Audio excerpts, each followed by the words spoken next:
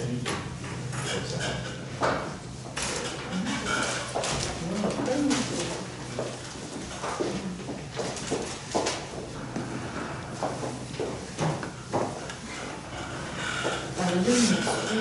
Réellement, on avait établi.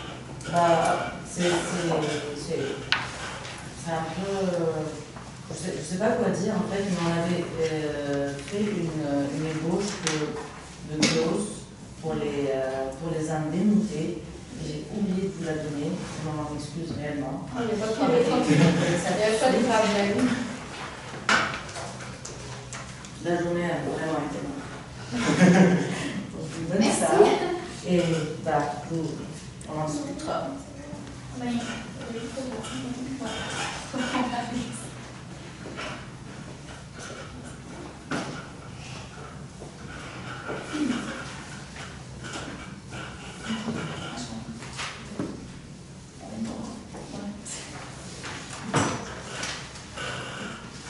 J'aimerais vraiment que vous gardiez au moins l'idée en tête, parce que je pense que ça serait bénéfique pour nos apprentis qui sont jeunes, qui sont au début de leur vie, de leur vie d'adulte, qui construisent une famille, etc. Je pense que ça les aiderait vraiment, et finalement, je pense qu'on pourrait trouver un terrain d'entente par rapport à ça. On regarde ça. Dans le fond, les 10 jours que vous voulez faire il y a déjà, excusez-moi, déjà 10 jours prévus par la loi, justement, pour tout ce qui est famille, tout ça, mais non rémunéré. Donc, vous voulez rémunérer? Oui, idéalement. Parfait. Je veux juste être sûr de comprendre. Vous avez un moment qui sont composés de 11,7% de femmes. Qu'on le veuille ou pas, traditionnellement parlant, c'est les femmes qui s'occupent des enfants, du foyer. Et puis, on veut permettre à ces femmes-là de faire l'emploi qui leur plaît réellement, et donc de répondre à leur épanouissement personnel et leur bien-être. Donc, je pense que leur donner ces jours-là serait extrêmement apprécié. Et finalement, vous leur permettez de vivre leurs rêves, de vivre leur carrière, leur avenir. Et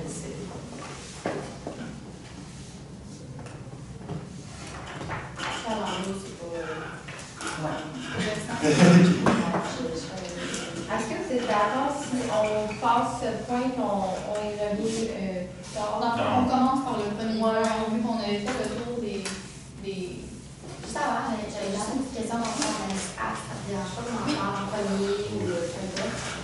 Dans le Nord, on comprend bien la situation, qu'il ne faut pas non plus que tout le monde prenne congé en même temps. Ça ne fonctionne pas, c'est pas possible. La façon dont on le voit, comme on l'expliquait un peu plus tôt, 60 personnes sur le bout. D'avoir cet enjeu-là, que c'est pas une personne sur ces 60-là en congé, que ça élimine les 59 autres personnes qui prennent ce même congé-là.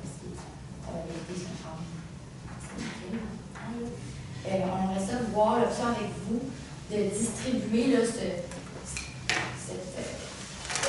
sera en fait une personne par corps de métier. Si possible. Si on pouvait les mettre par groupe de métier, parce que là, la façon dont on le voit, c'est parce qu'au niveau opérationnel, si on a besoin de charpentiers menuisiers, ça serait normal que les deux ne puissent pas prendre congé en même temps. Là, on le voit, le niveau fonctionnel, c'est très normal. Mais si on parle, mettons, de couvreur, c'est un opérateur d'équipement, on fait la même job, peut-être que là, à ce moment-là, si vous êtes d'accord avec nous, ça pourrait être une autre option de justement analyser ce règlement-là. Tout à fait. Dans le fond, c'est que tout à l'heure, vous avez parlé, en fait, vous nous aviez mentionné que ce serait plus par rapport au chantier. Donc, évidemment, pour les chantiers, c'était plus difficile parce que nous, ce qu'on pensait, c'est que, par exemple, un chantier menuisier,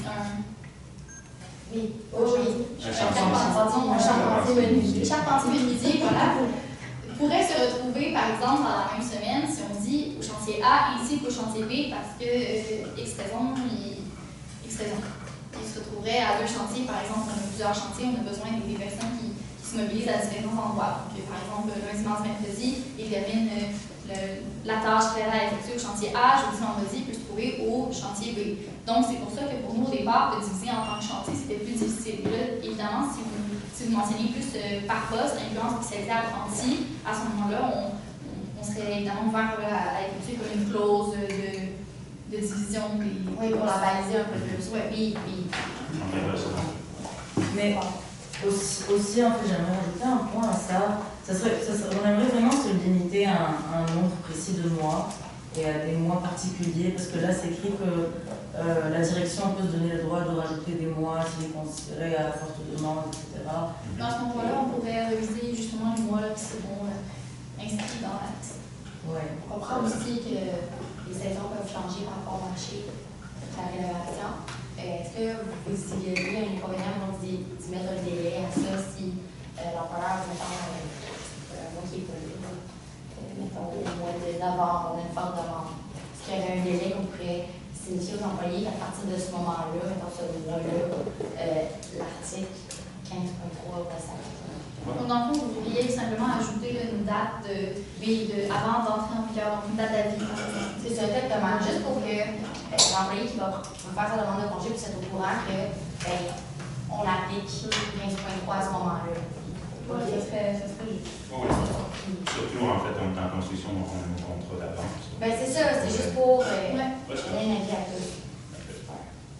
Je veux juste dire que tantôt, j'ai demandé aux responsables, tantôt, il nous manquait 45 minutes, donc on doit avoir passé à Ouais, il reste 2 heures, ouais. 2 heures. Donc, on va commencer à essayer de Je s'entends sur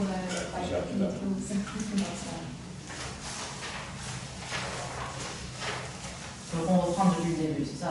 Oui, exactement. Non, Ça, c'est les...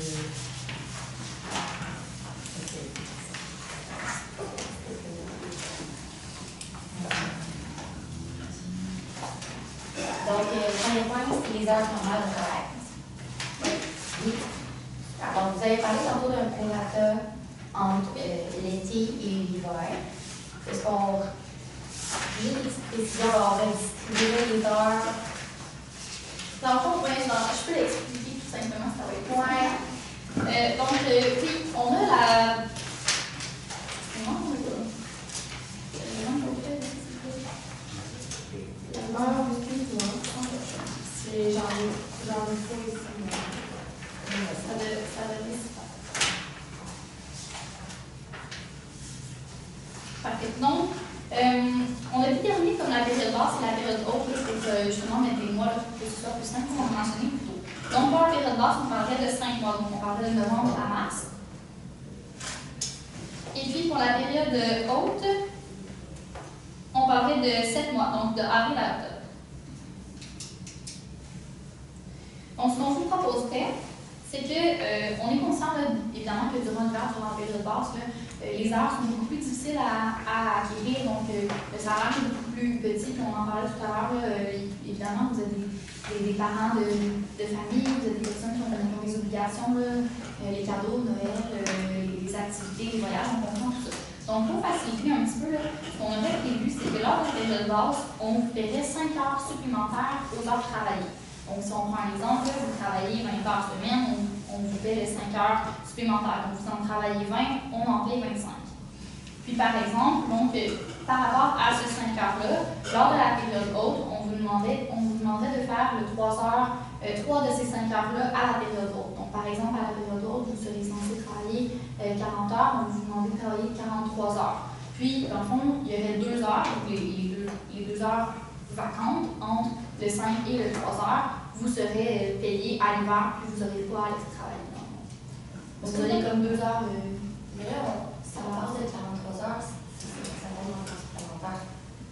L'été, oui, mais ça serait, vu qu'on les paye à l'hiver, vu que vous aurez, dans le fond, vu qu'on est conscient que la main-d'œuvre est beaucoup plus demandée à l'été qu'à l'hiver. Donc, pour la période basse, on vous donnerait les heures supplémentaires à ce moment-là, mais elles seraient effectuées à la période haute. Donc, dans le fond, ils vont être quand même payés en heures supplémentaires, mais ils ne vont pas être donnés au même moment. Vu qu'elles ne sont pas données au même moment, on serait payés en temps normal. Mais ils ont été effectués en haut de 40 heures semaine. Oui, mais vous n'avez pas de. Vu qu'on, dans le fond, on prend cette constellation-là, vu qu'on vous donne comme 2 heures de plus que vous ne travaillerez pas. Donc, c'est comme un prorata. Dans le fond, On effectue. Donc, au total, on l'a calculé, vous gagnez comme un 16 heures là, de non-travail payé. et qui vont travailler éventuellement. Non, les stagiaires seront pas travailler. Vous allez juste être payé. Ok. Et en été, en fait, Vous allez, dans le fond, c'est ça, dans le fond, vous avez comme un 3 heures que vous allez retravailler, mais le 2 heures, vous allez juste être payé, puis vous n'allez pas être travailler. Donc, ce serait 5 heures automatique. Oui, c'est ça. Et vous en travaillez 3 au lieu de 5. Dans une période d'année, vu qu'on est conscient qu'on a besoin de vous, puis nous, on a besoin de la main-d'œuvre dans la période haute, puis vous avez besoin du salaire dans la période basse. Donc, c'est comme un 2 en 1. On donne à chaque partie un avantage, si je peux dire. donc, en fait, vous demandez aux femmes qui travaillent dans votre entreprise de travailler 43 heures durant l'été, durant la période haute qui est de avril à octobre. Oui, mais dans le fond, pas juste aux femmes, on va demander à tout le monde pour aussi d'équité.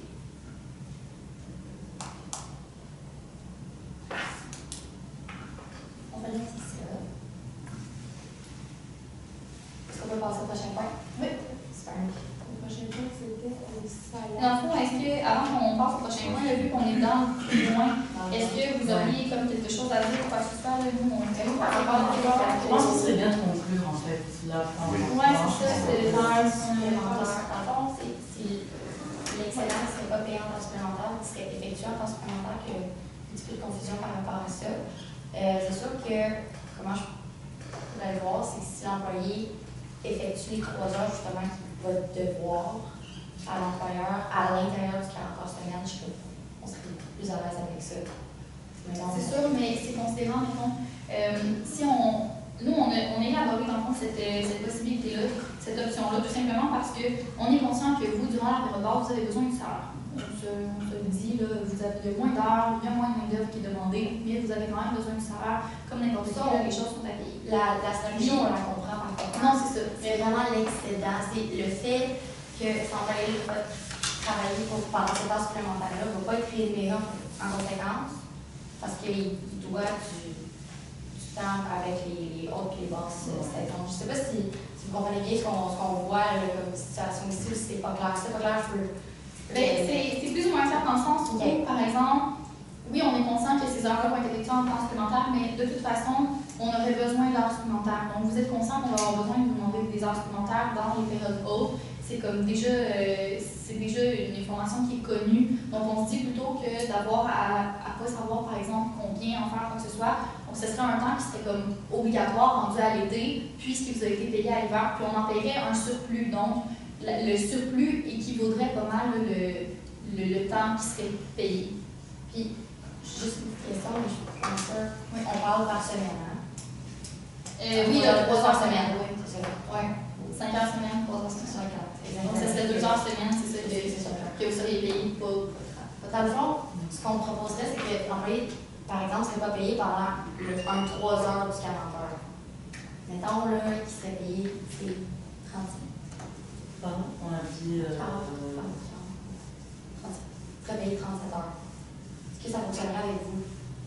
Dans le fond, le 3 heures qu'il doit faire à l'intérieur du 40 heures semaine sans excéder le temps supplémentaire, il ne va pas jouer dans cette histoire-là du temps supplémentaire. Puis, c'est sûr, mais pour nous, ça peut le 3 heures va quand même être effectué, c'est juste qu'il ne serait pas rémunéré. Oui, donc, à ce moment-là, on va parler des heures flex dont on parlait tantôt. Donc, on va en discuter plus longuement tantôt. Mais dans le fond, c'est que si on y va avec le 37 à 40 heures, on comprend justement votre point. Par contre, pour nous, il n'y a aucun avantage parce que vous devez quand même faire 40 heures l'été, puis vous devez faire plus que 40 heures parce qu'on a besoin de la main-d'œuvre. Donc, pour nous, c'était un temps versus argent. Donc, on avait chacun un avantage temporel, on avait chacun un avantage qui était économique. Puis, si on fait les calculs, au final, ça s'équivaut. Donc, vous auriez, par exemple, c'est ça, c'est juste un avantage de chaque côté. Si vous, on vous permet de faire, vous devriez quand même faire le 40 heures. Donc, il s'agirait simplement de faire les heures puis de les reporter à l'hiver. Pour nous, il n'y a pas d'avantage à ce moment-là. Donc, on essaie vraiment de négocier de bonne foi, de faire les bons côtés, les avantages des deux côtés.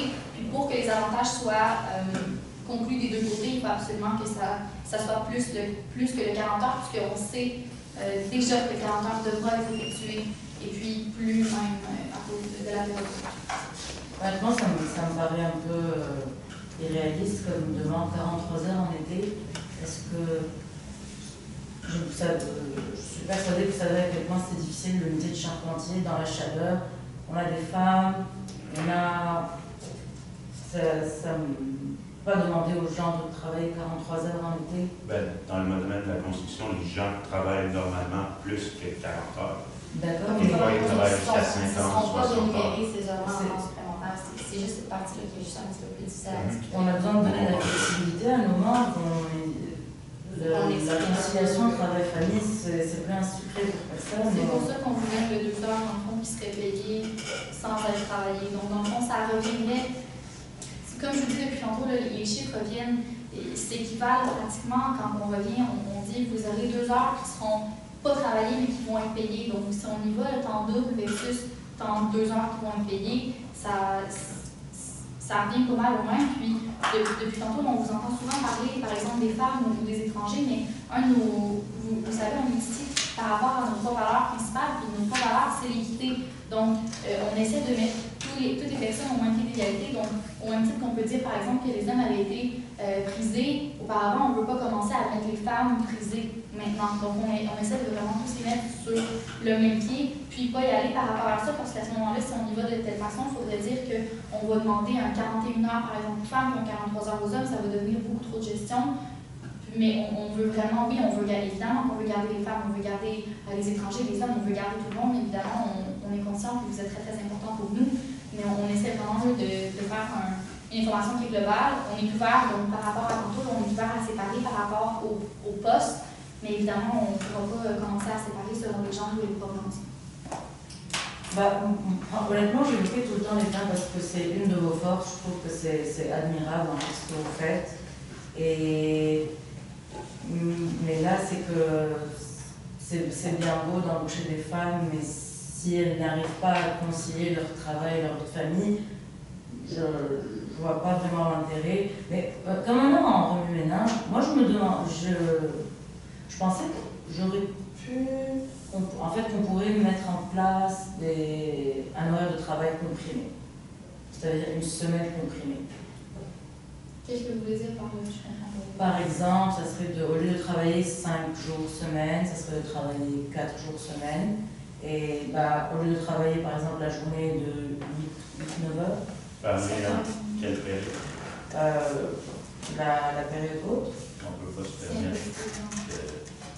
Parce qu'en fait, on a une clientèle à desservir, donc c'est impossible pour nous de commencer à couper nos heures. Ah, mais c'est pas, on ne coupe pas des heures. On rallonge la journée en fait. Ah, vous voulez? On peut faire une journée de 10 heures, mettons. Mais même à ça, vous êtes conscient qu'on est dans la construction. Donc, si j'y vais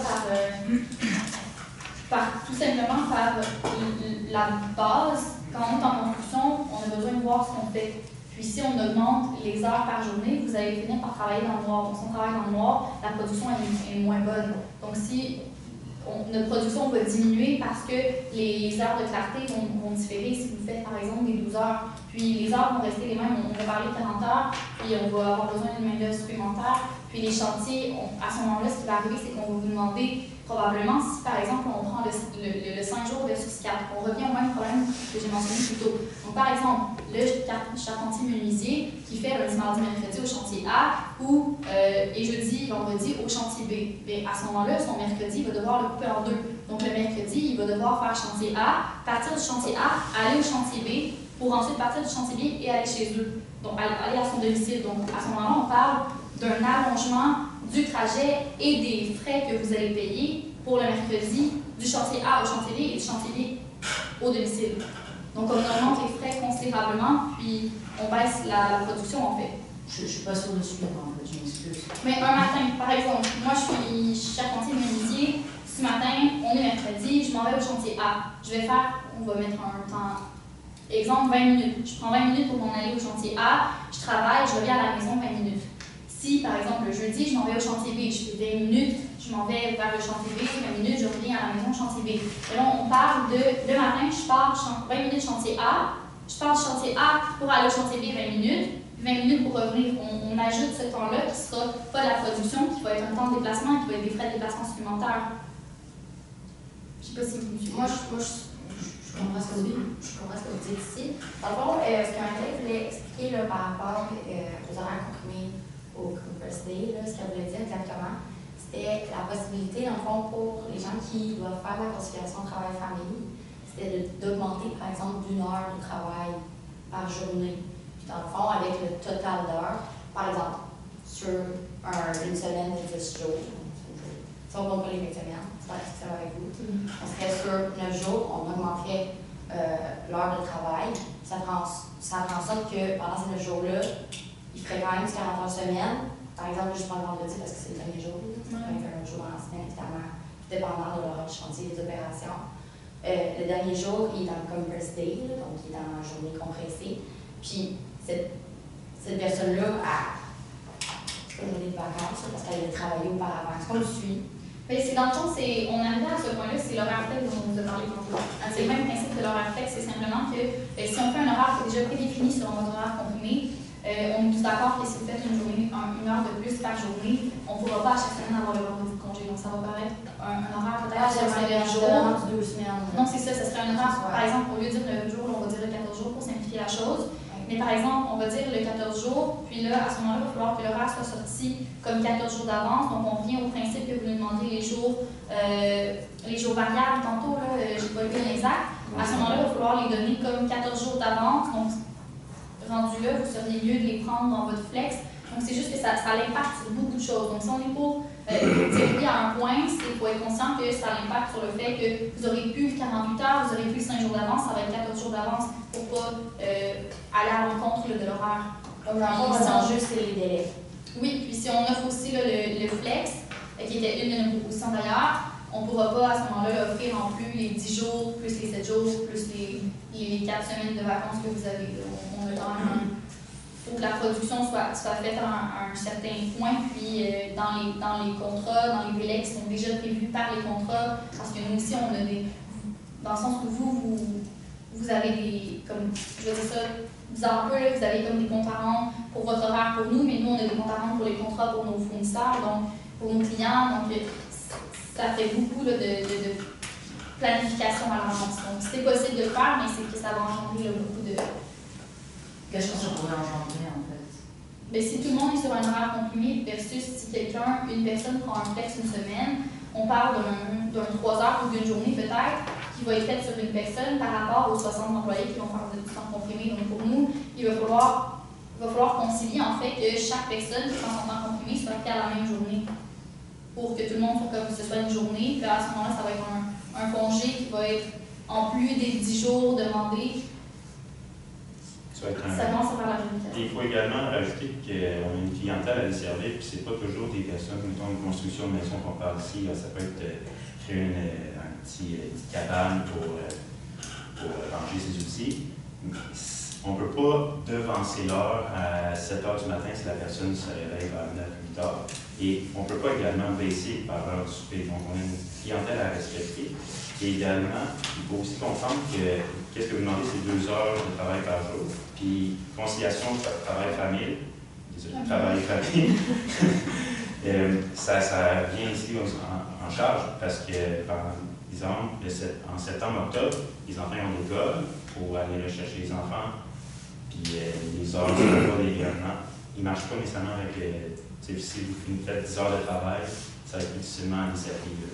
Dans le fond, juste pour être sûr qu'on a bien compris au début, c'est sur une base volontaire. Ça ne veut pas dire que c'est enflé partout. C'est vraiment sur une base volontaire. Ça ne veut pas dire que ça va être tous les employés, tous nos membres qui vont vouloir avoir un horaire comprimé, parce que c'est quand même des heures supplémentaires. Et c'est sûr qu'on comprend votre point au niveau de l'organisation, de la gestion, c'est difficile au niveau des opérations, ça fait gros impact. Par contre, on voudrait savoir si vous seriez ouvert pour établir, par exemple, un comité paritaire consultatif, pour voir si vous pourrez avoir un comité qui pourrait se réunir 50-50, moitié serait des employés, moitié serait des gens de la direction, pour voir qu'est-ce qu'on pourrait faire, si on pourrait remettre un projet pilote pour l'essayer, pour voir si les impacts sur votre entreprise sont énormes. S'ils sont énormes, évidemment, on prendra de mesures, mais ça pourrait, j'essaie juste de trouver une façon que ça pourrait rallier nos deux points à nous là, pour qu'on puisse l'essayer, mais que si justement les impacts sont trop gros sur votre organisation, sur l'organisation du moment de travail, on peut s'organiser. Mais juste pour bien comprendre, si on parle du point 1, donc en fait, c'est une proposition qu'une contre-offre par rapport à notre 43-40 heures. Dans le fond, Parce que techniquement, c'était pas une de vos offres initiales. non, c'est pas une. C'est vraiment juste pour. C'est pour continuer la réflexion au niveau de. Trouver un terrain d'entente. Ouais. Donc, ça remplacerait le 40-43 heures. Vous voulez qu'on crée une Non, comité?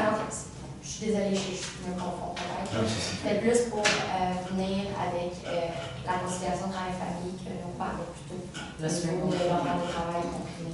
C'était plus pour venir voir si c'était possible au niveau de ça. Et pour les 40-43 heures, ça, on continue de réfléchir. Puis, si vous voulez bien, je trouve que nos deux parties ont plus y penser, prendre deux petites secondes, puis continuer à penser, puis continuer sur les prochains points, qu'on puisse avancer dans nos. Juste pour avoir un étage fait ici, donc vous, ce que vous nous proposez, ce serait que les employés travaillent 25 heures garanties pendant la basse saison et qu'ils travaillent 43 heures. Ouais, pour avoir 25 heures soit garantie pendant la basse saison, puis qu'on leur paye 5 heures supplémentaires. C'est comme s'ils travaillaient 30 heures. Puis, donc, de garantie. Au final, c'est juste 2 heures de payer, d'offert chez vous, en fait.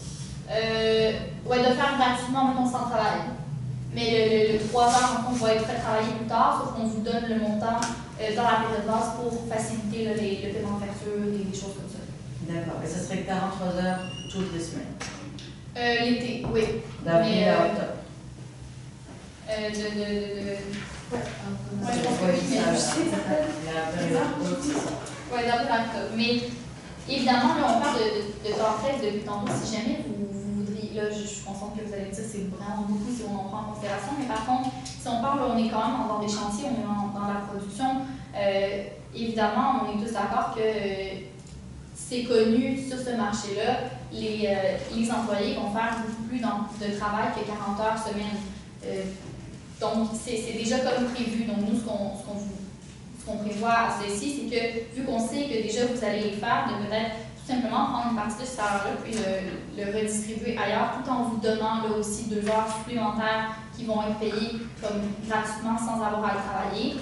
Puis, c'est ça, tout simplement là, pour aider. Puis, si jamais, là, vraiment, une semaine, vous me dites, ah, ben, je peux vraiment pas cette semaine, je suis incapable de faire le 43 heures, mais à ce moment-là, il y aurait toujours, on parle de temps comprimé, mais on a parlé aussi, nous, du temps flex. Le temps flex, c'était que vous avez une bande d'heures que vous pouvez avoir en moins ou en plus. Donc, si par exemple, vous me dites cette semaine-là, je suis capable de faire le 43 heures, le 40 heures, ça va être déjà comme très difficile pour moi. Vous pouvez faire le 40 heures, et puis la semaine d'après, vous faites 46, si vous me suivez. Je suis. Mais c'est sur une base volontaire. Oui, c'est ça. Ouais, Oui, on s'en va la oui, cause. vous êtes obligé de Exactement, ça, c'est une option qui est offerte à nous. C'est une option ça du serait ouais. offert à nous. Justement, pour offrir la conciliation travail-famille, on prend ça en compte beaucoup, donc on vous accommoderait à ce niveau-là. Juste une question en fait. Ouais. 25 heures, c'est comparable du temps partiel. Donc de novembre à mars, ce serait équivalent à ce qui travaille à du temps partiel. Est-ce que vous êtes prêt à monter à 35 heures?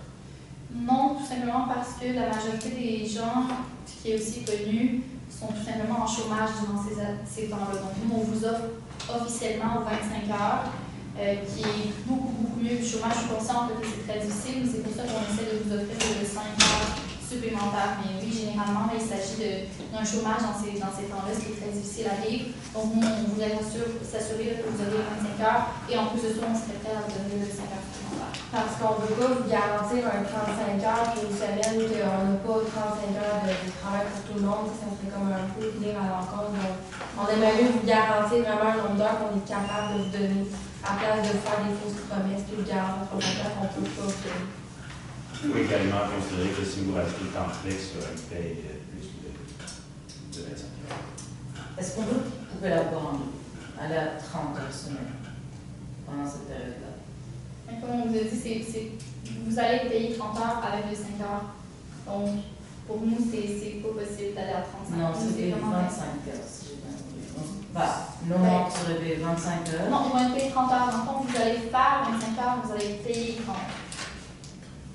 Vous avez payé 30, Puis puis ça revient à ce que vous avez. Donc ça revient à 27 heures payées parce que. ouais, c'est ça. Bon. Mais le 3 heures que vous allez faire à la période haute, vous allez être payé à ce moment-là, vu qu'on est conscient. Si ça tombe quand même dans le temps de Noël et tout, donc on est conscient que vous avez besoin de cet argent-là. C'est pour ça qu'on serait prêt à faire cette conciliation-là. Donc ça serait vraiment ça. Vous auriez 25 heures travaillées, 30 heures payées. Donc vous auriez le salaire de 30 heures.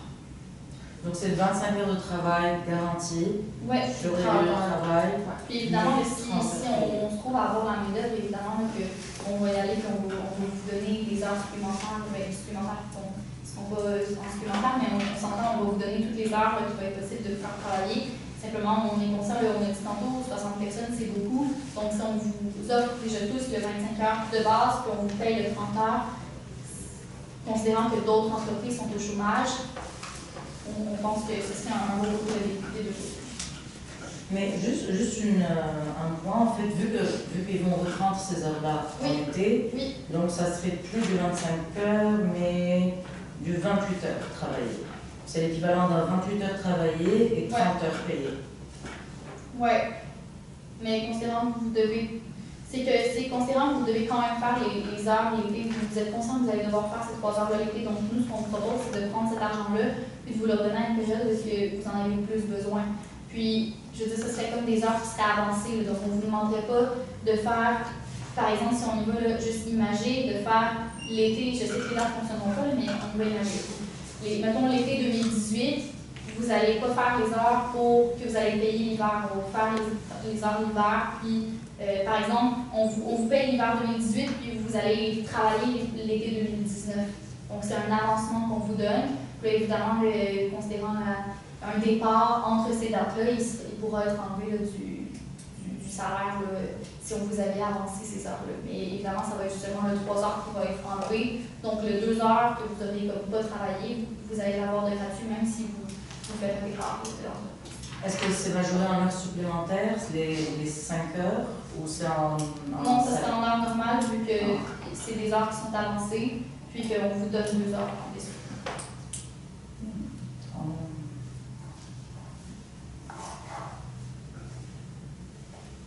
Mais c'est un temps supplémentaire qu'ils vont faire en été, mais ils sont payés en... Oui, vu qu'on les avance. Oui, c'est un avancement. Pour que, par exemple, une personne qui entre en entreprise selon la période basse puisse avoir accès à ces heures. Donc, ça va être facile aussi pour le recrutement.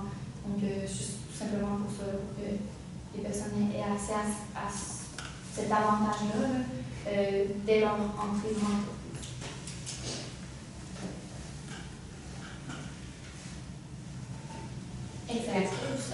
Non, juste une dernière question. Ça reste des heures supplémentaires. On aimerait vraiment en fait que ces 5 heures soient payées en heures supplémentaires. Ça serait impossible pour nous. Surtout qu'il y en a 2 qu'on vous donne totalement, que vous n'allez pas travailler du tout. Impossible pour nous de les payer en temps supplémentaire. Puis vu qu'on vous donne, dans le fond, on essaie ici de faire des concessions. Depuis le début, on dit qu'on veut être ici pour négocier de bonne foi. Donc on essaie de faire des concessions. On est conscient que vous allez avoir besoin de ce salaire-là. On est conscient que nous, on va avoir besoin de la main-d'œuvre qui s'en va à la main-d'œuvre haute. Donc c'est pour ça qu'on se dit, on vous les donne d'avance, puis on vous donne 2 heures de plus. Donc comme je vous ai déjà mentionné plus tôt, ça s'équivaut pas mal pour le salaire. C'est pour ça qu'on vous demande, c'est chacun, on a un donnant-donnant. Donc, nous, on vous propose de faire les 5 heures d'avance. On a mis un minimum d'heures aussi que vous devez effectuer, tel que vous le désirez vraiment. Donc, je pense que présentement, on aurait quand même une très bonne offre sur nos mains que les 2, on pourrait dire qu'on bénéficie. Parce qu'au départ, on n'avait même pas d'heures garanties pour vous. Donc, puis vous deviez vous-même gérer comme le salaire, tandis que là, on vous l'avance. Vous avez 2 heures gratuits. Donc, c'est tout ça qui sera à considérer. Vous savez, à chaque fois, je me mets à la place de nos membres, justement, et j'essaie j'ai entendu leurs inquiétudes, qu'est-ce qui les préoccupait, et à chaque fois, je me mets à leur place, et je suis très contente pour les 30 heures garanties. Mais cela n'empêche qu'on a besoin de se réélire dans tout. Donc, c'est pas pour nous qu'on négocie ça. Et ils ont mis leur confiance en vous. Puis cette fois, oui, parce qu'on a été. Ça va probablement pas se. Enfin, on ne sait pas, mais les 43 heures en été brutes, fixes, je pense qu'on peut faire mieux. Ne serait-ce que pour la rétention du personnel. Écoutez, vous avez pas votre opinion, évidemment, ici pour négocier ouvertement. C'est simplement que nous, on considère que des deux côtés, on avait vraiment atteint peut-être une négociation sur ce point-là qui serait vraiment bénéfique pour les deux. Puis, on ne se voit pas là, vraiment aller plus loin. Donc, pour nous, ça serait vraiment, là, ce serait, je pense qu'on reparle pas mal toujours des mêmes avantages qui sont trouvés. Donc, vous avez un avantage qui est temporel, vous avez un avantage qui est économique, il y a l'avantage des deux côtés. Là, on peut dire les deux ici, on a quelque chose à y trouver. Donc, c'est plus de ce côté-là. Je sais qu'on veut toujours plus, c'est toujours plus intéressant d'aller chercher, évidemment. Puis je comprends, là, vous avez évidemment des employés qui sont derrière vous, qui vous demandent, mais selon moi, vous allez leur arriver avec un salaire qui va être minimum, un nombre d'heures qui va être minimal. Vous allez leur arriver avec 5 heures qui vont être payées d'avance. Avec un 2 heures là-dedans qui sera jamais retravaillé, puis vous êtes déjà conscient que vous allez faire des heures supplémentaires à l'été, donc ça revient dans le fond à dire qu'elles auraient été travaillées d'une façon ou d'une autre, puis là on vous en donne 2 supplémentaires pour que vous acceptiez, puis on vous les donne d'avance pour justement considérer que tout le monde en aurait bénéficié. C'est vrai, je m'excuse, je suis une passionnée. Il y a je pas suis très Il y a c'est d'autres points ici, donc c'est pour ça qu'on essaie de donner le maximum sur un des points, mais on en a 5 autres ensuite. D'accord. Qu'on devait entendre Sur celui-là. J'aimerais qu'on établisse en fait des clauses. Des balises. Oui, voilà, des balises des 6 points. Et j'en parlerai avec Patricia au final. Donc vous allez avoir une entente qui est globale. C'est ça. Parce que finalement, tous les points sont interreliés, donc on pourrait enlever des choses par-ci, mettre par-là, donc pas vraiment statuer sur quelque chose de fixe. Okay. Donc, vous voulez qu'à la fin, on fasse comme un melting pot, si je peux dire? C'est ça, exactement. Okay. Parfait. C'est vraiment pour vous dire, dans le fond, vu que ça nous prend quand même beaucoup de temps, de juste vous informer que c'est ça, si ça se peut qu'on arrive à aucune conclusion, en fond, si on y va avec votre idée, là, si on signe seulement à la fin, il se peut qu'on n'ait pas le temps de voir tous les points, il se peut qu'on n'ait pas le temps de voir toutes les idées ou quoi que ce soit. Donc, c'est juste pour être certain que vous... C'est vraiment ce que... Ouais, on va pas de problème.